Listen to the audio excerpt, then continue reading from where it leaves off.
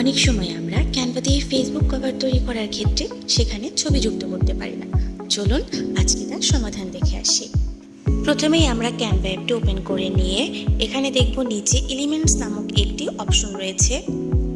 সেখানে যেয়ে আমরা ফটো ফ্রেম লিখে সার্চ করব এবং আমরা অনেক ধরনের ফটো ফ্রেম পেয়ে যাব এখানে। কিন্তু যেহেতু আমরা প্রফেশনালভাবে কাজ করছি তাই আমাদের রাউন্ড শেপের এই ফটো ফ্রেমটি প্রয়োজন। আমরা এটি সিলেক্ট করে নিয়ে যেখানে ছবি অ্যাড করতে যাচ্ছি সেই স্থানে এটি বসিয়ে নিব। আপনি আপনার প্রয়োজন মতো যে কোনো শেপের ফটো ফ্রেম নিয়ে নেবেন। তারপর আমরা রিপ্লেস নামক এই অপশনটিতে যেয়ে আমাদের পছন্দ মতো যে কোনো একটি ছবি এখানে অ্যাড করে দিব। আপনি চাইলে এখানে ছবিটিকে ক্রপ অপশনে যেয়ে ছোট বড় করতে পারেন অথবা মুভ করে আপনার পছন্দ মতো যে কোনো একটি জায়গায় বসিয়ে নিতে পারেন। দেখুন কত সহজেই আমাদের ছবিটি যুক্ত হয়ে গেল।